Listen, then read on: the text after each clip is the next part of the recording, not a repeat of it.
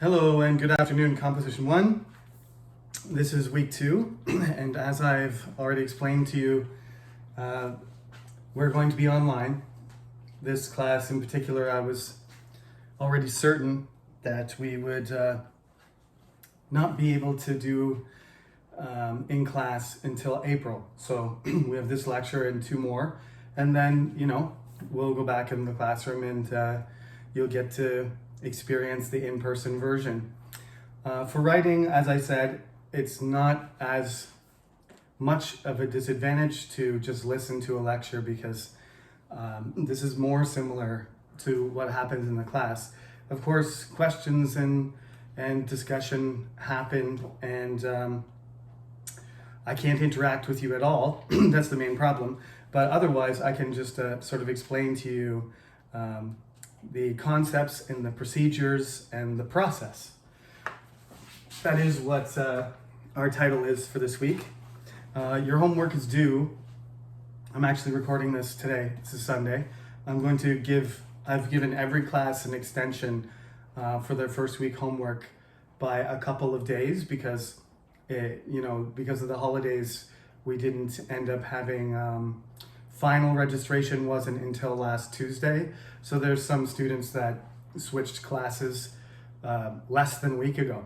So I'm going to just add a couple days for you to watch the lecture and to do your homework. And the homework, if you watch the lecture, you will see, but just to remind you, the homework was very simple. You just had to explain to me why you're studying English or why you're interested in it, or what you think is what's important about studying English writing, okay? Because I usually get a lot of people when I ask the question, who's here because they love writing? I get 1 or 2 hands, sometimes 0. And that's a shame because I think writing is it's not a lost art. In fact, it's an art that's been revived.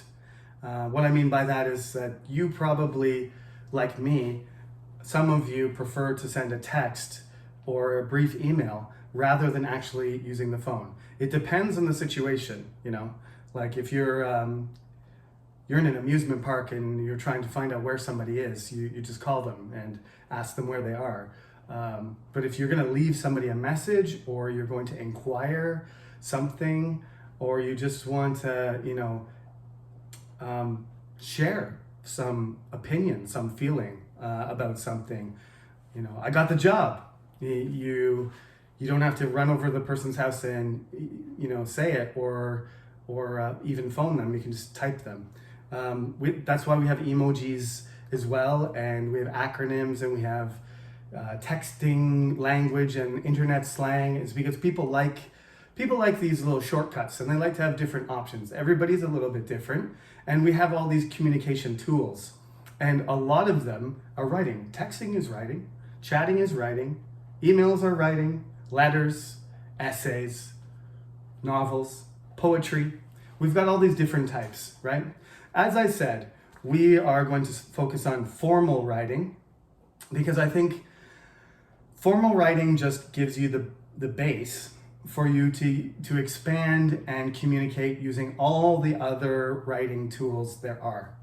So just like when you're speaking, right? You go to school, you learn the pronunciation and the proper grammar and the spelling and the vocabulary, and then you go on the internet and you spell things backwards and upside down, and you use the wrong words and you use shortcuts, and that's fine. But you have the ability, right, to be clear and to communicate using some, core, standard, basic language. And that really is why it's still important that we do, composition in university. That every major, not just the humanities, not just social sciences, but that people in science and business do learn how to write an essay. It provides you with the basic structure, which you can rely on. You can always fall back onto it. You can always apply it when you're trying to be persuasive, when you're debating, when you're arguing, when you're defending, when you're critiquing, you can use your essay skills. You can use your argumentation, organization, and logic, right? It's not easy to get there. It's not a kind of intuitive type of skill, because people don't walk around talking the way they write in class. People don't, even professors, they don't talk the way they write in their research. It's a totally different construction, okay? So that's why it's much more fun to listen to me talk than it is for me to read something, right? You know those professors that just put up slides or like give you handouts, and it's something they wrote or another professor wrote or whatever, but it's a script, and they just read it and read it and read it and on and on and on, and the class seems like it's 5 hours even though it's 2. It's not that it's the wrong information or bad information, it's just delivered to you in just a very unattractive format, a serious, organized information delivery system. But when I talk to you, I use all kinds of things, including tone, body language, familiar words, and I do use examples and talk to you about certain things, and I ask questions even though I don't expect the answers. But when it comes to your writing, really what we're trying to do is to make your formal, strict, basic communication skills effective. So it doesn't matter what major you're in. I'm not doing literary essays. We're not doing literary criticism here. We're just doing formal essays.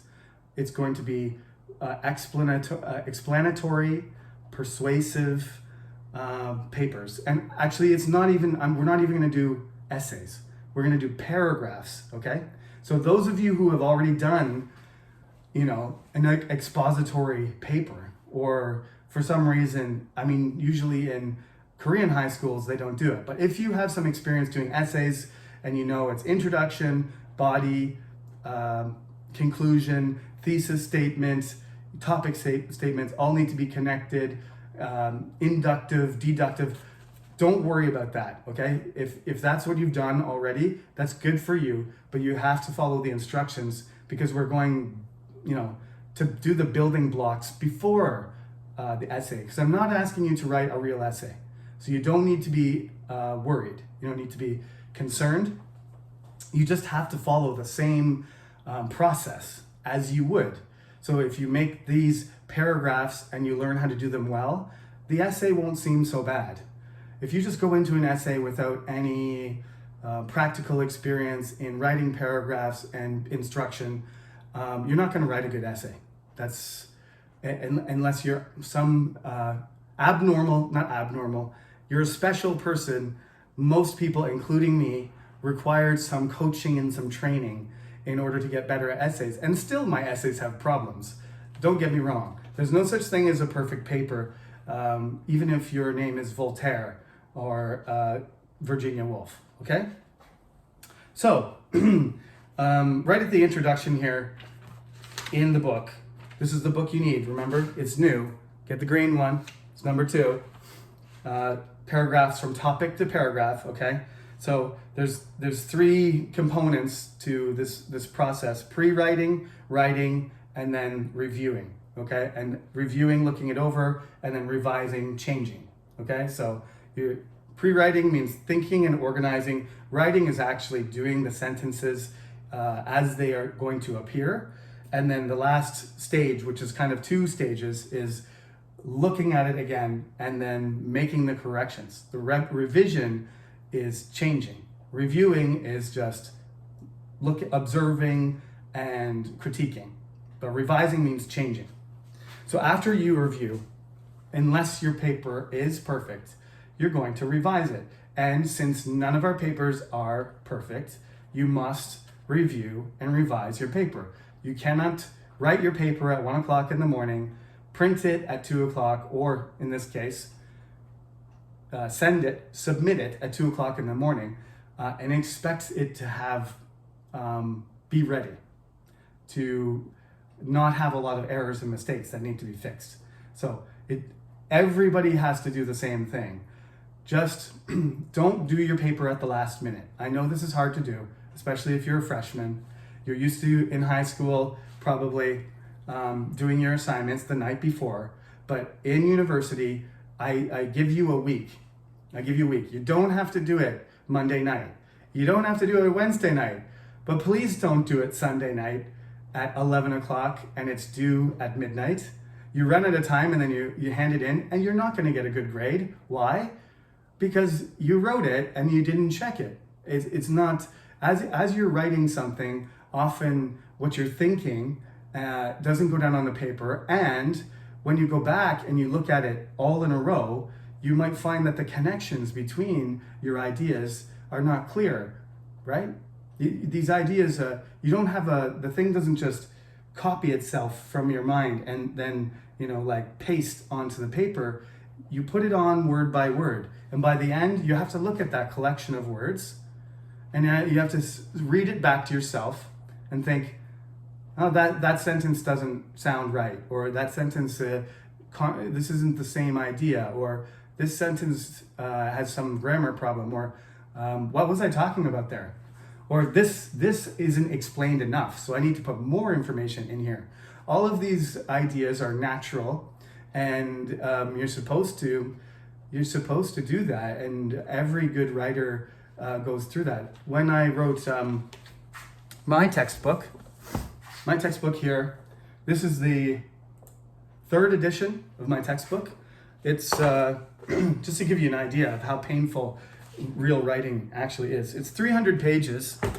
I revised it. I reviewed it 10 times and revised it, the first version, many times, and it got published and it was covered in mistakes. And then I did a 2nd edition and I went over it again and again, added new things and reduced the number of mistakes. And then the 3rd edition, thank God I don't have to use the first one anymore, because it was just a embarrassing number of problems in it. But the 3rd one, now I've read through the book probably 20 times and made a lot of corrections, and there's still it's 300 pages, so it's really big. But you get the idea. Over and over and over again, you're never still going to get it quite right, even if you fix all the spelling and punctuation mistakes. So I find my best advice is do it Saturday, do it Friday, do it a few days before, and then leave it alone, finish it, and then don't look at it for a day. And then when you're ready to submit it, look at the file, print it out if you want, or just look at the file, read it over, and if you're still satisfied, if you think it's ready, send it. And if you find stuff to fix it, and then send it. You'll do better. You'll do better if you come back to it and you review it. Okay, so that's what the process is all about. We'll do each part of the process separately in future lectures, but for now I'm just telling you this is what you need to do if you want to be successful in this class. Now, since I told you, I'm not looking for an introduction, I'm not looking for a conclusion. What I really want you to do is just write about the topic immediately and then write a paragraph or paragraphs that are connected to that first topic, okay? I'm not asking you to do an introduction and a thesis statement. I want clear topic sentences at the beginning of every paragraph. So if you write a paragraph, at the top, the first line or second line should tell me exactly what your paper is about, the content and the purpose, the reason and the argument should be there right away. And then you write a paragraph, and if you have more to say, then you write another topic sentence which is related to the first one, and predicts and explains and controls the next paragraph, and you write another one. Okay? That's what we're doing. We're doing paragraphs, individual paragraphs and multiple paragraphs, but there's no introduction. You don't need to say anything general about anything. Specifically, right to the topic right away. But before you hand it in, you need to know about the format. You don't need to have a title page, okay? If you have a long paper that's 10 pages, sure, you should have a title page, but this, I'm asking you to do 1 or 2 pages. It's gonna be probably closer to 2. At the top, in the header, you should put your name, the name of the professor, the class, and the date, okay? You should put the title in the middle, right at the top, and then you should write your paragraph. That's it. At the end of your paragraph, you can say references, and then you can link or write the publication information for the source, the physical book or source.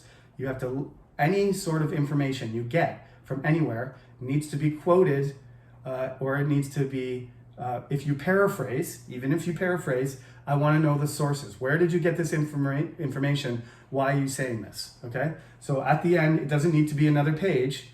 Just at the bottom, you write references, and then you write number 1, and then you write, Virginia Woolf, the complete shorter fiction, New York, Ballantine Books, 1956. Okay? Or you write http www.worldnetworks.com ancient history or something like that, okay? I don't want you to use encyclopedias. Blogs and encyclopedias are not primary sources, okay? So there are all kinds of websites out there. It's not a real source if you say this is from somebody's Instagram, or this is from somebody's Facebook page, or this is from a Naver blog. That's not a primary source. Those people are just saying it. If they're not, if they're doctors or scientists or professors, they publish it on a website, not like they don't put their work on social media. So social media and encyclopedias are not sources. You can read that stuff if you want. Don't copy it. That's illegal. That's cheating. No copying social media or anything. You can get ideas from it. That's fine, but don't copy the information. If I ask you to find a source, you either need to find a book or you need to find a proper website.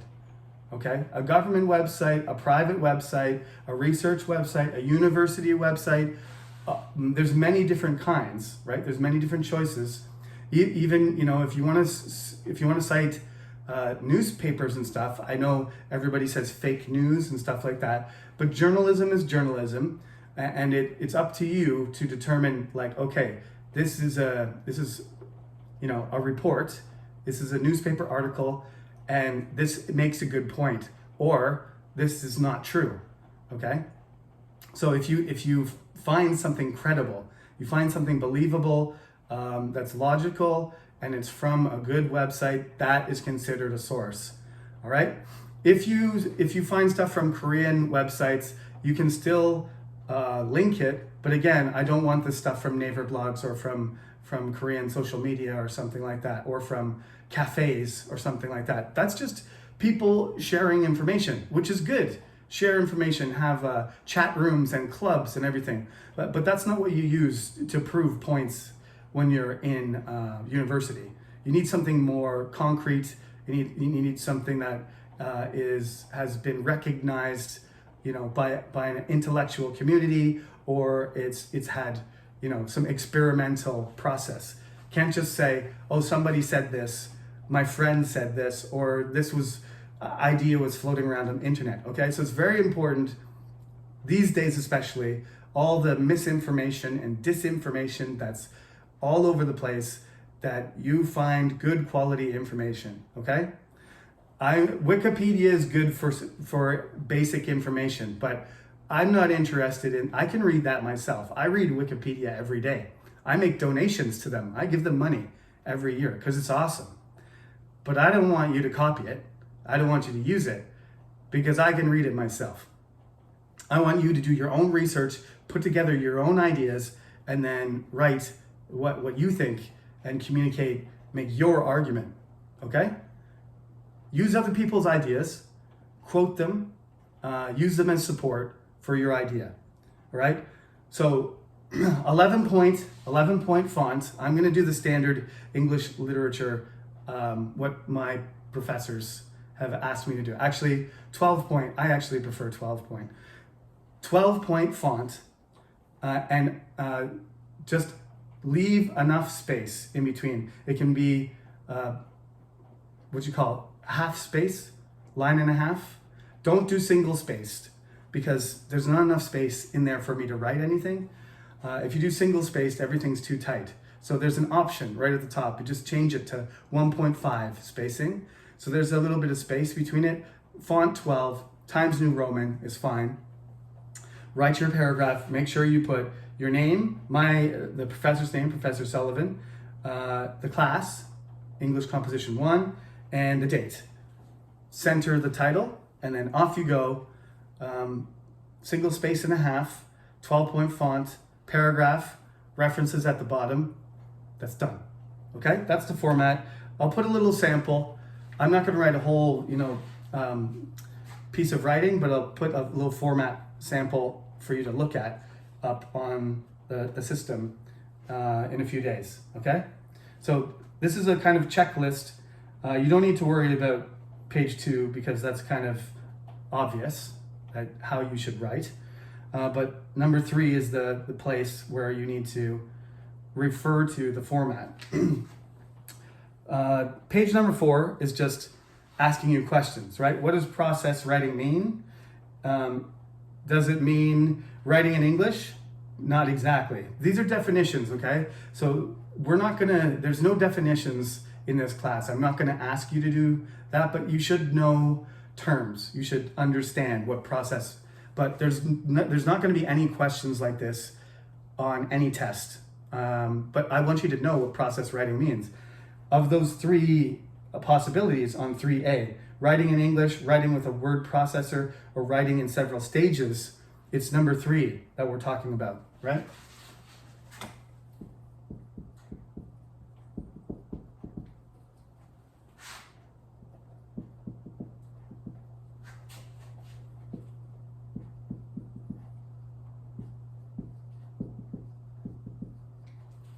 Okay, so you in the book they've got it in 3, but this is what we're doing.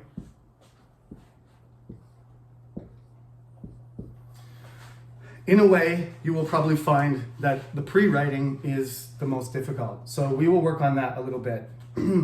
Starting next lecture, we'll focus a little bit more on pre-writing, okay? Because this is really when the brainstorming happens. And that can be hard because you can get writer's block and say, oh, I don't know what to write about. But more importantly, a lot of people don't organize their writing at this point, and that is a mistake. From my own experience, you really, it's a huge benefit. It's a time saver. It's more efficient.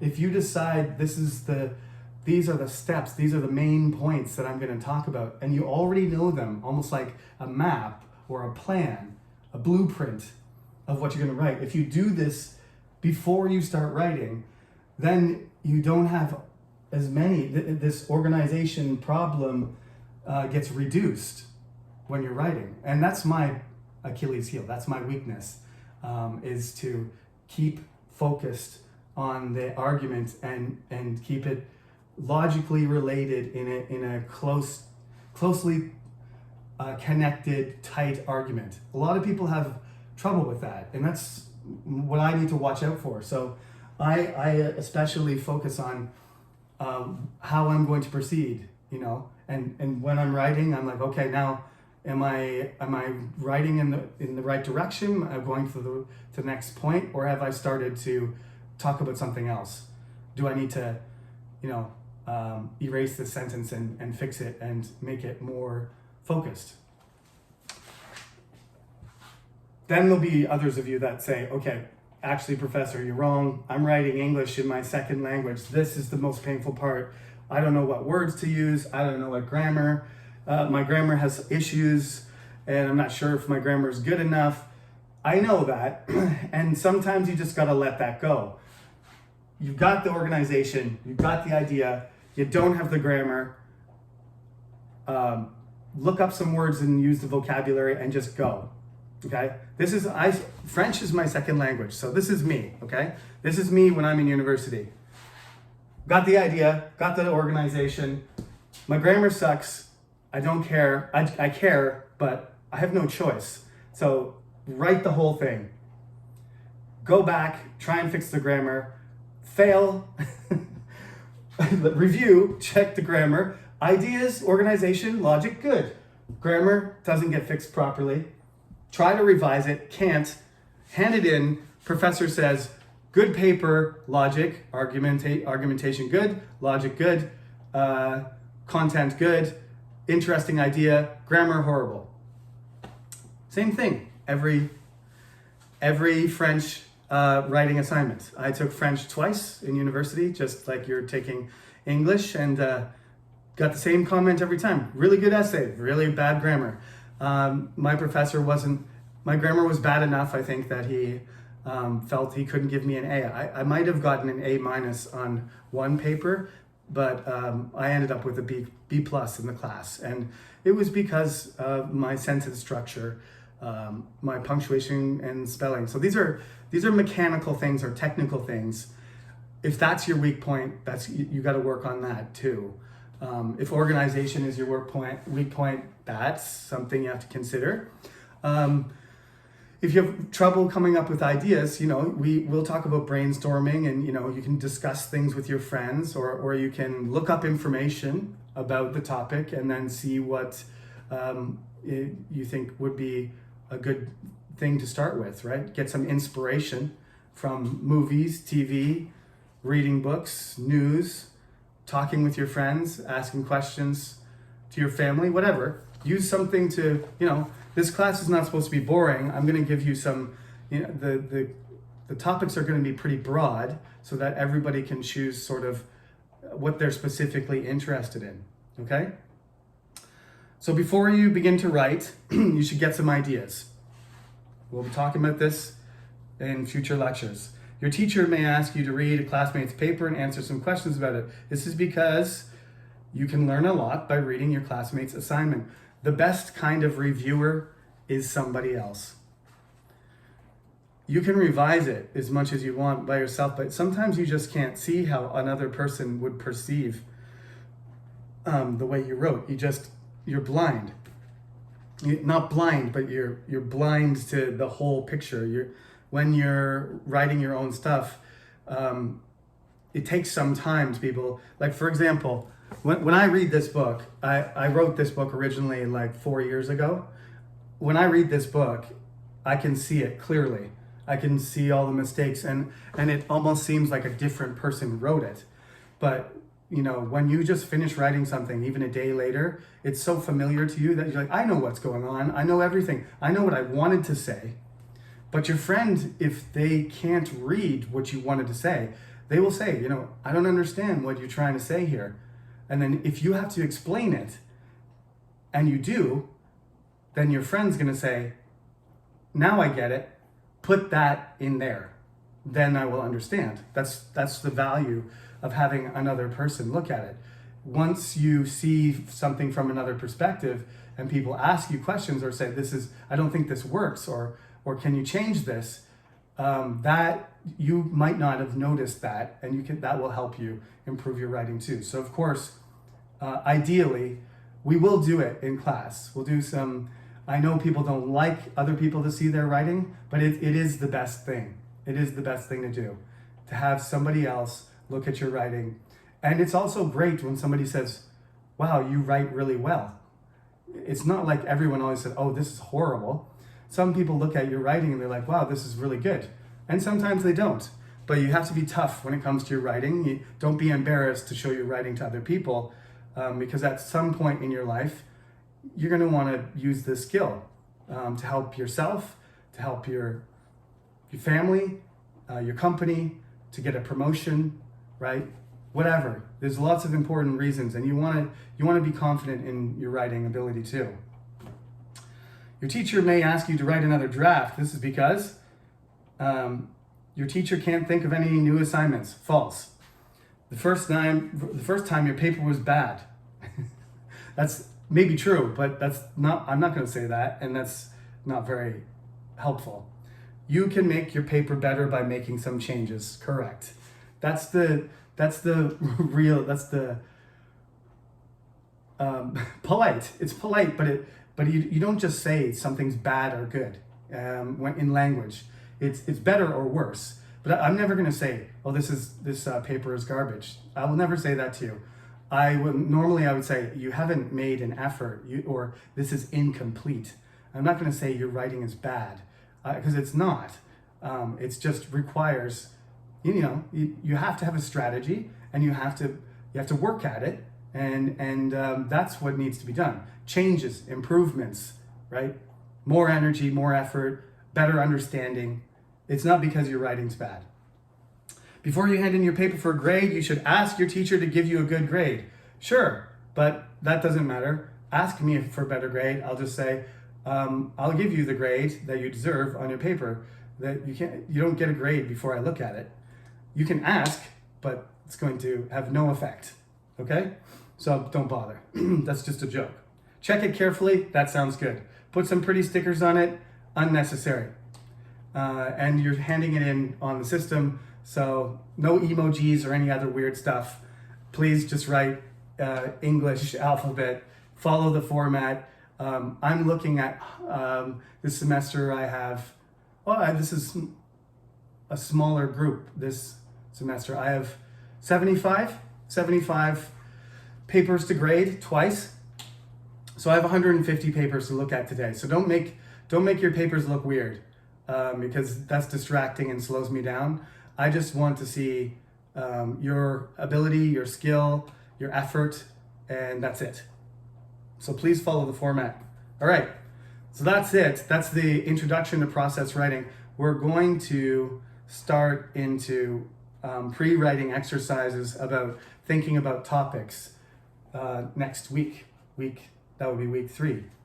And that's all for today. So thank you for listening, and I know it's hard to do classes since you're freshmen, most of you. I know it's hard to do classes online, but I hope you adjust to this, and if you have some concerns that you send me an email, as I said before, and by the end of March, going into April, it's everybody's hope that the situation will be improved and we will be able to have our class in a regular classroom in 501. Okay, so be patient, and like I said, anything, any concerns you have or problems you have, please send me an email and I will respond. Okay. All right. Have a good week and see you next time. There's no homework due this time. Just please finish the first assignments and make sure it's handed in. I'm going to let the due date slide to Wednesday, so make sure it's done by Wednesday. That's the final due date. Okay, have a good day. No, my button's not gonna work again.